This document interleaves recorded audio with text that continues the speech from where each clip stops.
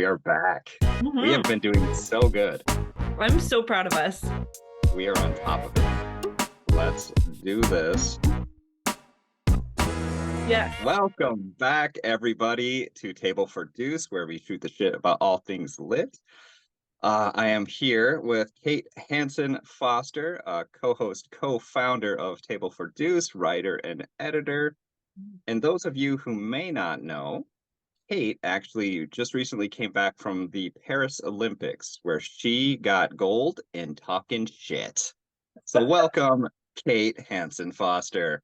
Congratulations, you really represented America. I am proud of you. Yes. I've been training all my life for that. So Michael Schmelzer is the editor-in-chief of Floating Bridge Press. His award-winning book, Empire of Surrender, was from Wandering Angus Press. Just this summer, this is just, I guess you were just jealous of me, but Always. inspired by the Olympics, Michael has been trying to qualify for the lesser-known sport of epic quill jousting. It needs to be talked about more. It is so underrated.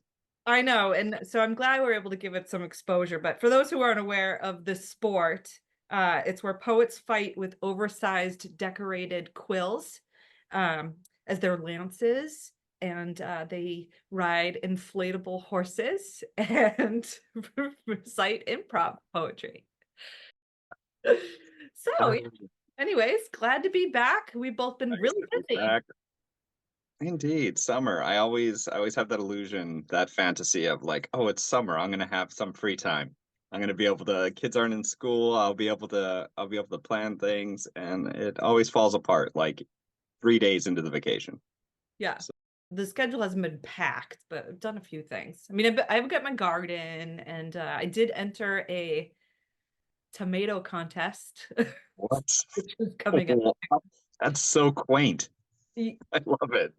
So it's like, I mean, it's an all-encompassing tomato contest. It's like look, weight, taste, dish. So I have like 5 different varieties, maybe even more, going in my garden. And I've got some tips on how to, sweeten the fruit. And so anyways, that's my big news. I met Bernie Sanders. That was another big highlight of my You summer. did, and that was awesome. That's a great picture we have. And a very, very, very small event. Talk about quaint. It was just in a Yeah. one-room town hall in Stannard, Vermont. And he was leaning on like a makeshift table with like a deli platter. Like he was basically like sitting on top of the deli platter that he bought for like the people to show up. And anyway, he's such a funny guy, cool, smart, whip smart. Yeah. And this was all before Biden stepped down, right?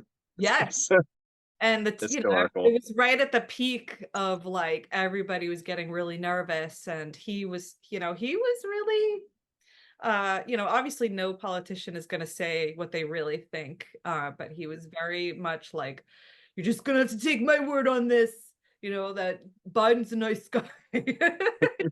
Love election season. I was actually gonna, before I switched to my Oh, mug, wow. I was gonna use my patriotic water bottle for today but then I was like, no, I mean, look at the Yeah, mug. I am never more patriotic than during the Olympics. I love every country all the time. I am patriotic for every nation in the world. It's I'm so good. patriotic for those volleyball players because they have really good butts. I'm going to start volleyballing. Like if that's all it takes to get like these big round juicy butts, like that is like my new goal. They all have these like round Oh my God. Did you? and I'm on like watching clips on TikTok. Like I haven't really been watching it on TV. So Yeah. just kind of scroll and like it would be like scroll, scroll, scroll, Simone Biles, like flippity dippity. And then all of a sudden it's like just butts, like slow motion volleyball butts. And I'm Yeah. like, this is incredible. I don't know what it is, like if it's the jumping sand or It what. is the jumping in the sand. If you've ever played beach volleyball, it's insane. I, We I would have thought like it would have been, yeah, your legs or whatever, but clearly it's a good butt workout. 'Cause you're like a big secret keeper, and Yeah. you just like dropped a huge bomb on me this summer when you got a dog. It's true. We So got a puppy. and I did I not was mention like, any of the I didn't even mention that we were looking for one or nope. anything. I just like sent a picture of the puppy into the group chat.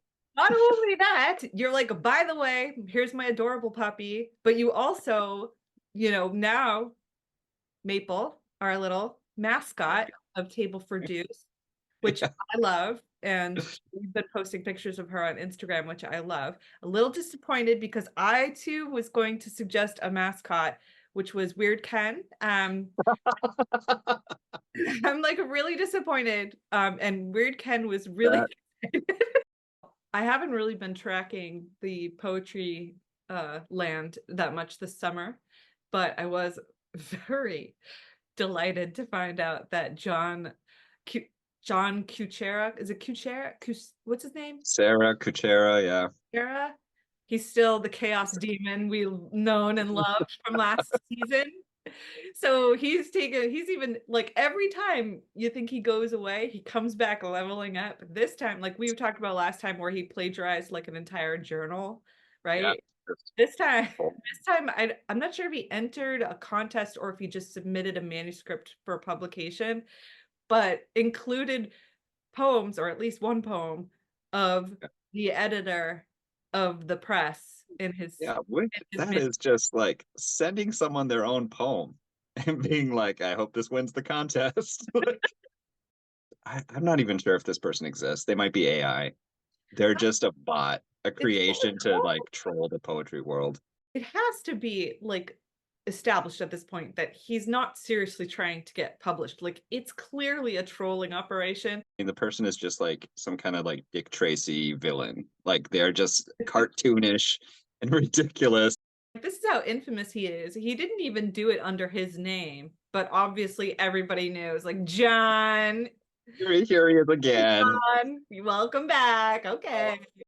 I want him to come for us. Like, I want him to submit like to us and fuck with us a little bit because we Which fucked is that's right, which is a perfect segue.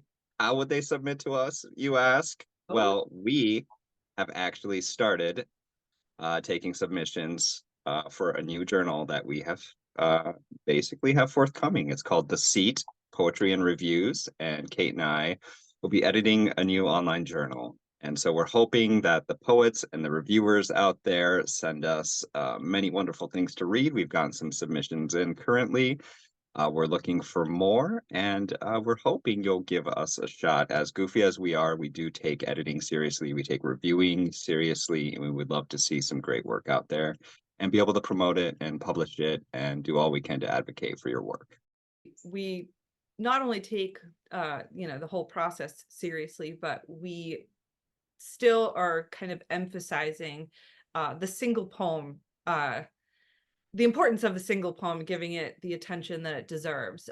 So even though people can send more than one poem, I think, what is it, like 3 to 5 or something? I don't know what we wrote in the guidelines. Yeah, I think we're doing 1 to 3. 1 to 3. We will pay very close attention to what you send us, so it is going to be hopefully time consuming in the best way.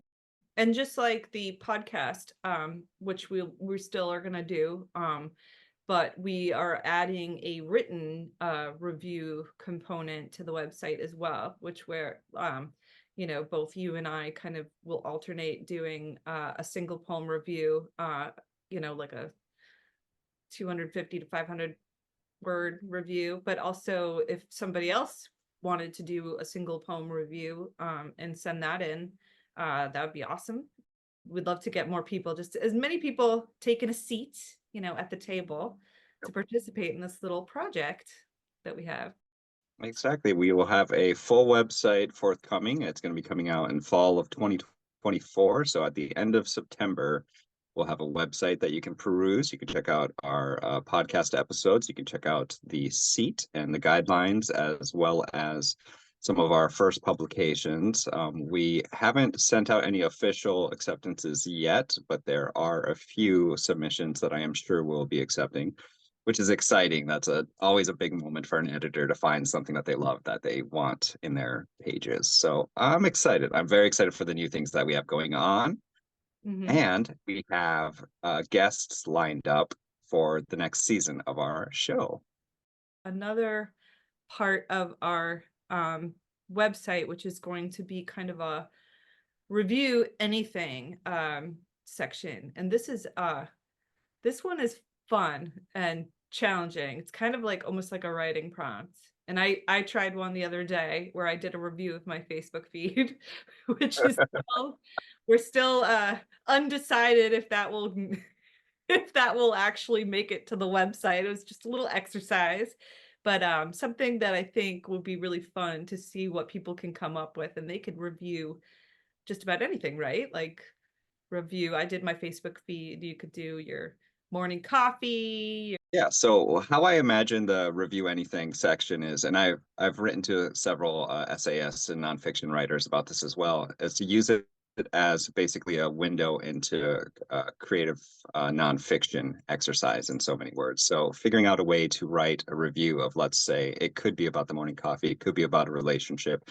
a movie, a TV episode, a poem, anything, as long as you can basically tie it in the review format and still make it meaningful or funny or serious or tragic, whatever it wants to be. It can take on any tone.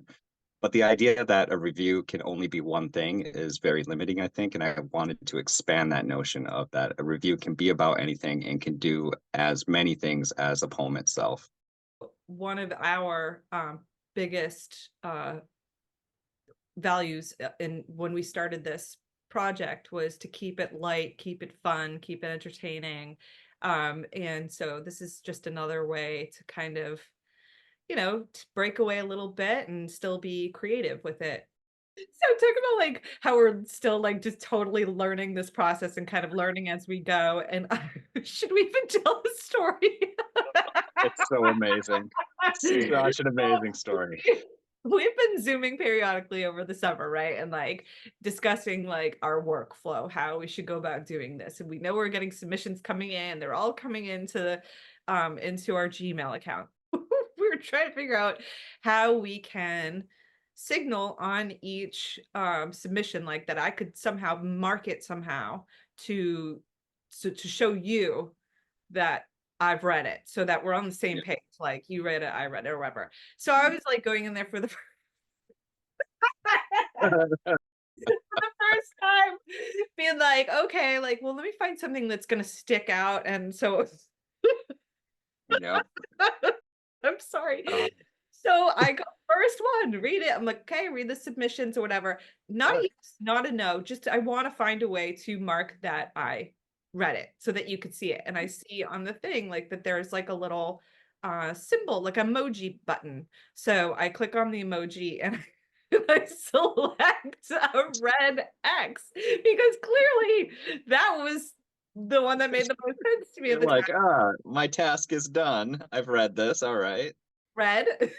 Yeah. Not knowing that that went back to the submitter. Just, just a red X. No explanation. Big old red X to our submitter. I was like, back, you had received those texts, and I was like, what, what the fuck, Kate? Why have you done this to us? I could have been anything too, but of course it had to be a red X. And then it was like, well, obviously then we started talking about like maybe that's wouldn't that be funny if that was actually like the way we handled submissions? Like no, thanks for submitting. No, like better luck next time. Just a No, big red X. I'm just a big old X. Sorry, and God love this submitter because clearly they didn't know what it meant either, and they obviously didn't know a lot about Gmail either because they did back. They just gave it right back. They just sent us the X right back, which is glorious. I was so pleased. I'm like, yeah, that you should. we we deserve it. He was just like, what? I don't even know how I did that. Me neither. Me neither. But we'll get back to you more appropriately in time. Yeah, we'll actually have a response to you once we both read it and discuss it. Like, this is, it was a strong start. I just feel like I just step in it all the time. No, anyone who's submitted, we will actually respond. It Work. won't be just a single emoji. You know, I've got my strengths. I accept my weaknesses. That is what we got going on. We will post up some links at the end credits here, including where our website will be hosted. We'll post in some of our guidelines so you know how to submit to the seat, poetry and reviews. And if you have any questions, of course, you can always email us at tableforDeuce@gmail.com, where hopefully we will not respond with just an X emoji sent back. So Yes, and we will be up and running in September. thank you, everybody, and make sure to hunt us down and follow us and like the videos and comment on Instagram pictures of the puppy and weird cat and all kinds of things. Like, we love the interaction and we 10. want to be a little community of goofballs and great writers. So there you have it. All right. And we will see you soon. Yes. See you very soon. Weird Ken, by the way, not weird. Weird cat. cat. Oh, I thought it was a weird cat. It's not a cat. It's like a bat. Well, I thought that's what made it weird. If we accept a piece, we're going to send the puppy. And if we reject a piece, we're going to send that.